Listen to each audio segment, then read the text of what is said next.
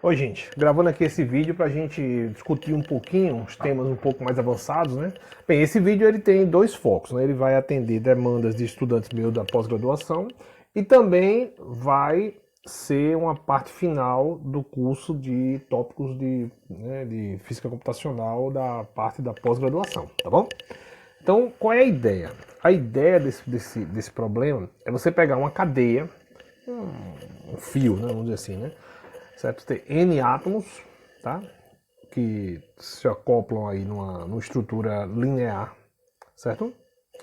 E aí esses átomos, eles participam, né? Eles estão organizados em uma cadeia que tem um potencial tipo Morse.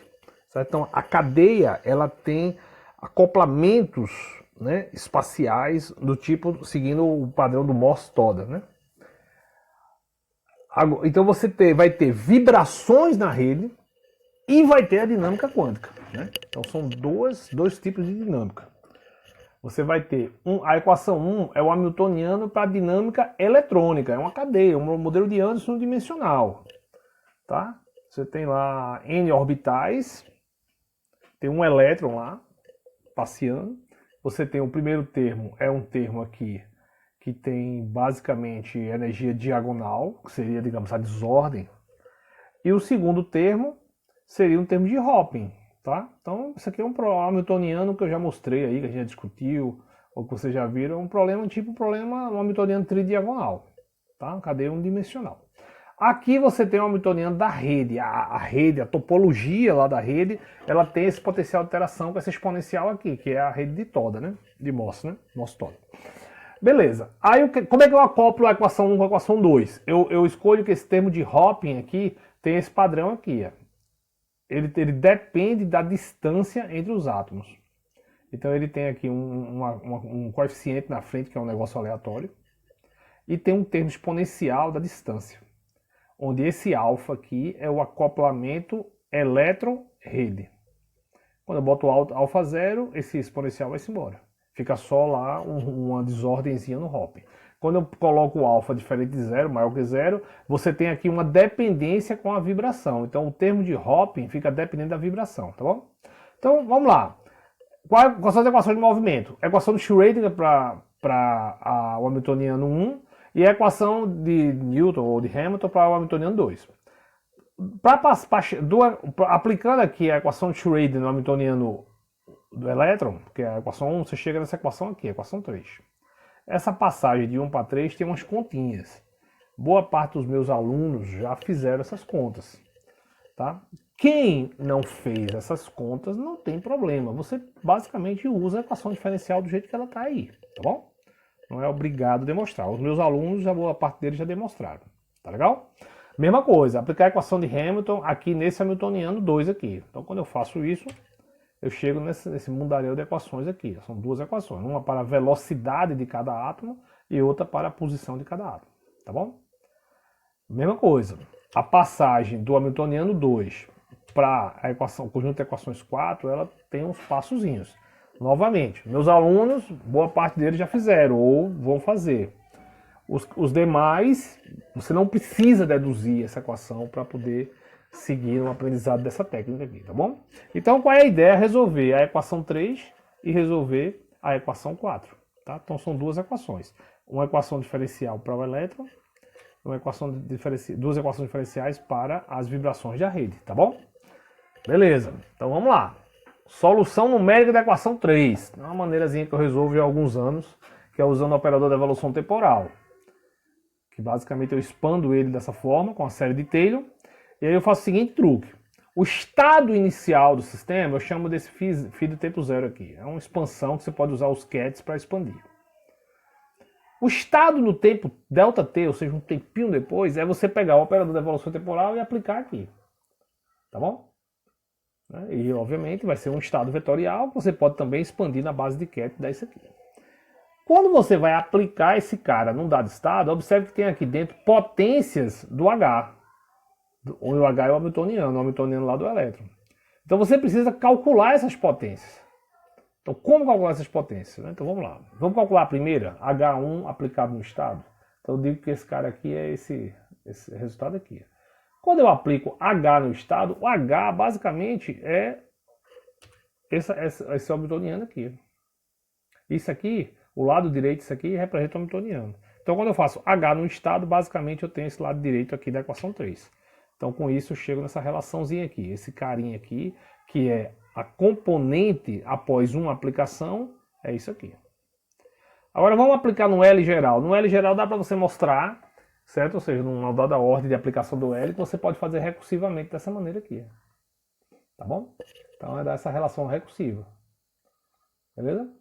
Então a componente após a segunda aplicação, ela depende da componente após a primeira aplicação, e assim sucessivamente.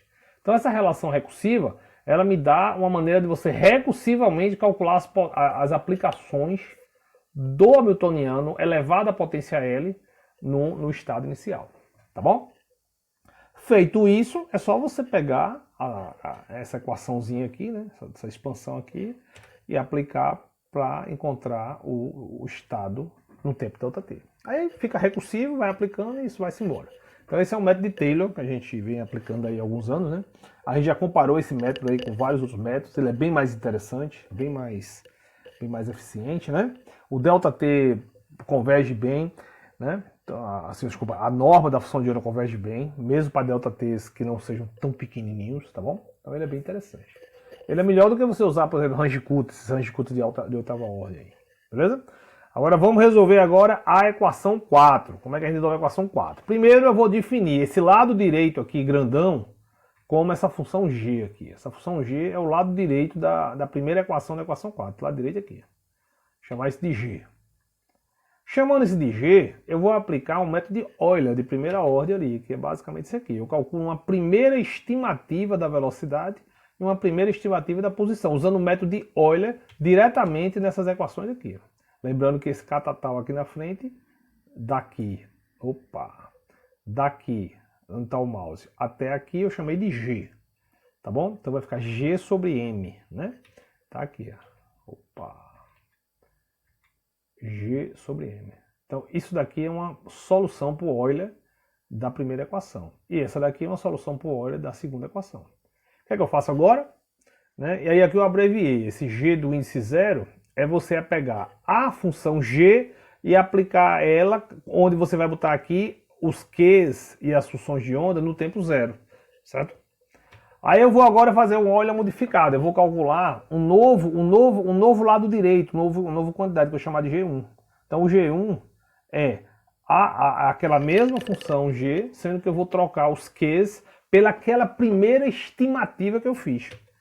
Aí eu calculo e aí faço a média para calcular a derivada média aqui e aí acho uma segunda estimativa. Então isso aqui faz a mesma coisa para Q, né? Então isso daqui é uma segunda estimativa de velocidade e posição, né? Então isso é um Euler modificado, beleza?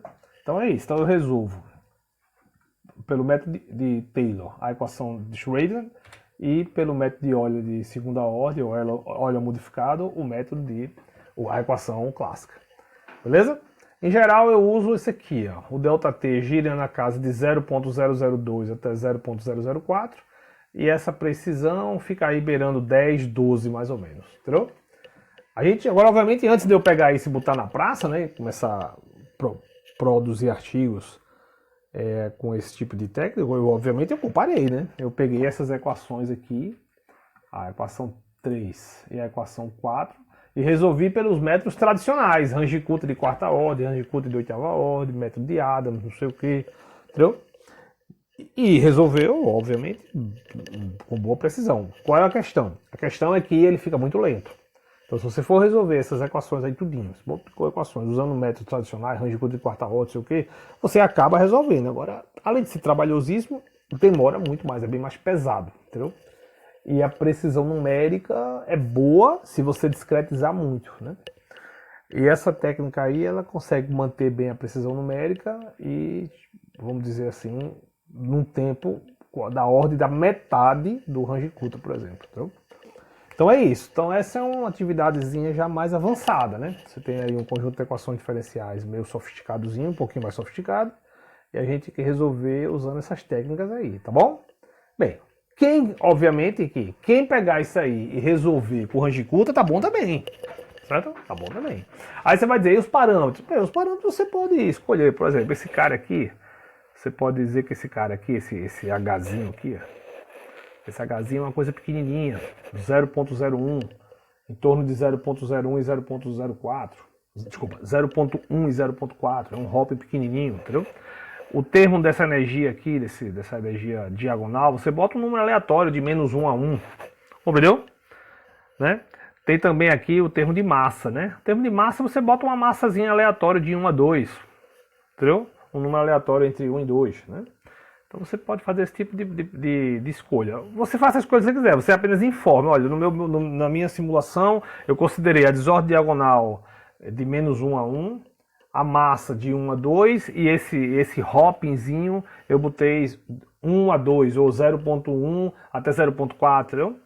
Não pode ter hop 0, né? Porque é uma cadeia. Se tiver hop 0, você vai quebrar o sistema, né? Entendeu? Mas é isso. Então essa é mais ou menos o que eu quero que vocês tentem montar aí, certo?